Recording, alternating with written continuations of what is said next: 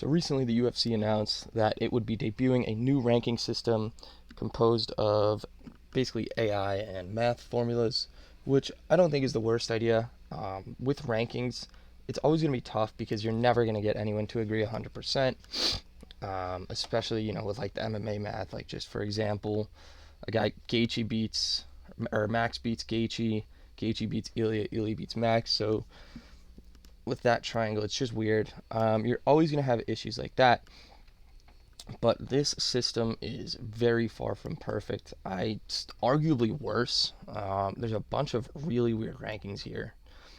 First, we can go over just what this system is supposed to be. Um, so it says here that a fighter will always move ahead of the opponent they beat, but how far they move is based on a broader analysis of the division, which is just not true looking at these rankings. You have 1 through 9 on flyweight, I think aren't terrible. I think you could argue Brandon Moreno higher, but that's not the worst. But you get to 10, Kevin Borjas, who is 2-4 in the UFC, who lost to Sumidarchi. So how is he ahead of him? Especially when Sumidarchi's on a better streak right now. Not that either of these guys are great, but Sumidarchi's at least winning. Kevin Borjas is 2-4. You have Mitch Raposo at 11, who I think is like 2-2 in the UFC. He has not looked great at all, but he's ahead of Sumidarchi. He's ahead of Steve Erceg. He's ahead of Charles Johnson. These are just terrible. Charles Johnson beat Loner Kavanaugh, beat Joshua Van. I understand the rest of his resume isn't great, but beating the number 5 and the champion guy has you below Mitch Raposa and Kevin Borjas. Those two wins are better than Kevin Borjas' 2 wins. So I think that's just horrible. When we look at bantamweight, it's again, this is fine, this is fine, this is fine. David Martinez, I think 7's a little bit high. I think 12 is a little low for Zahabi. Bryce Mitchell at 14, Charles O'Neill. This one's not terrible. I don't really know who Fareed Basharat's beat. Gene Matsumoto, okay. But like none of his wins are all that impressive either. I think McGee at 9 is nice. We can move to featherweight, where there's some brutal crimes, but we could start with the positives. That Yair Rodriguez is finally out of the rankings. He hasn't done anything in years aside from beating up a washed-up pit bull who's not ranked. So thank God Yair's out of there. Again, it looks fine up until 4, but then why is Arnold Allen ahead of Gene Silva? Especially when we just read that it's supposed to be the winner of the fight when it's between two people. The winner is going to be higher up. So this makes no sense to me. Gene Silva's last fight was Arnold Allen, and he beat him. It just doesn't make sense to me. Yusuf Zalal at 8, that's fine. But Pat Sabatini at 7 for crotch sniffing William Gomez. Gomez isn't ranked. I don't understand that. Kevin Vallejos at 10, I think is fine. I really like Nathaniel Wood. I think 9 might be a bit high. I think him above Melky Cost is high. I think he should be more in that maybe 11 to 14 range by Jose Delgado, who they had a very close fight. Obviously, Wood won, but a lot of people cried robbery for Delgado, which is stupid. It's a close fight. It's not a robbery. We can move to lightweight, where I love Quillen Salkhill. I think he's going to be incredible. I think he's going to be fighting for the belt very, very soon, especially with how the UFC is pushing him. But ahead of Paddy Pimblett, ahead of Mauricio Hufi, I don't understand that. Ahead of Dan Hooker, maybe. I don't understand ahead of Hufi or Pimblett, though. The rest of lightweight isn't terrible. Tom Nolan at 12 it's cool to see, but the rest of lightweight's not terrible. We go to welterweight. Again, this looks good. I think Prates should be below Gary. Again, Gary beat Prates, but I think, you can make the argument that Prates' win over JDM should put him ahead of Gary. I still think when you're going off the fact that the UFC themselves said that it's going to be based off who wins the fight, how can you put Prates ahead of Gary? And we have that same problem when we go to 9 and 10 with Buckley and Usman. Usman's last fight was Buckley, who he beat. Buckley since then has gone out and lost to Sean Brady. So for some reason, because he's active, he gets placed above Usman. He's losing. He's not winning.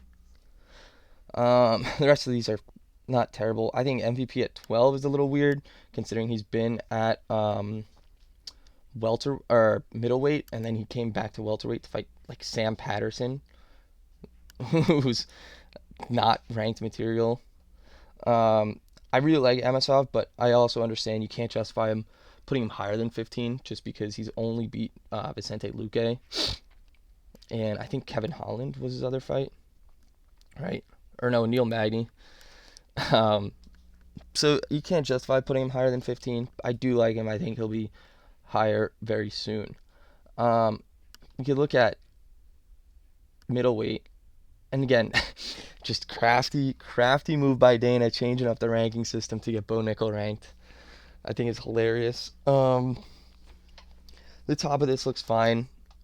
It all makes sense to me up here. Piper beat Izzy, so he's higher than him. I think Hernandez and Caio could maybe be switched, but again, I don't think that's terrible. Um, but you get down, and there's someone missing here. Where's Robert Whitaker? We're taking him out, but we're putting Ikram in there, who lost to Whitaker, who got knocked out or TKO'd in the first round. That does not make sense to me. You go to light heavyweight. Pereira at 1 is fine, other than he said, I believe he's not coming back down, so kind of shouldn't be ranked at light heavyweight, but I mean, I'm not like going to complain that much about that, considering he only moved up like 2 weeks ago, 1 week ago. The rest of these, I think Azmat's a little low, considering if you're going to put Paulo Costa at 4, I think Azmat should be a little bit higher. He's, I think, 17-1, coming off just one loss to Costa. Before that, I mean, it was almost certain that he was going to be next up for the belt. Jan Blachowicz at 15 is really, really low, and Guskov at 10. They kind of swapped those guys. Jan Blachowicz below Johnny Walker, below Alonzo Menafield, below Sterling doesn't make the most sense to me. And then heavyweight, I think Hokic should be higher. Pereira is weird, so I can't really complain too much about his placement, just because, I mean, obviously he lost to Gane, but it's like, who does he beat, who doesn't he beat? It's just, you don't know, so they gotta throw him in there somewhere. I mean, I guess it makes sense. If you're trying to queue up him versus Hokic or Pavlovich, I think, yeah, that's kind of the perfect spot to put him. Kuniev above Blades makes no sense when Blades beat Kuniev. I don't get that. Especially that was recently. That was like within the past year and a half. Mick Parkin and Ryan Spann being ranked is interesting to say the least. And then for like the women's rankings, I'm not going to talk about this too much, just because I don't know it as well. They look fine for the most part. Whaley's where she's supposed to be. This makes sense to me. Till about here, I just don't know much about WMA past there. I do really like Jocelyn Edwards, ranked 1. I think she's going to be really good and could potentially challenge Kayla Harrison or Nunes whenever that fight happens. Aside from that, I don't know enough about women's MMA to speak on it confidently. But overall, like, some of these are just Pat Sabatini at 7 for doing his Jailton Almeida bedtime MMA impression against William Gomez. Puts him at 7 for doing his Bautista against Jose Aldo impression. Yep, you know what? You're ranked 7. Speaking of Bautista, he's 5. That's fine. Like, some of these are fine, but there's just glaring mistakes. Pat Sabatini, Mitch Raposo, Kevin Borjas. Some of these are just brutal. But anyway, that's my thoughts on this. Some of them, like I said, you're not going to get a perfect ranking system, but some of these are just horrible.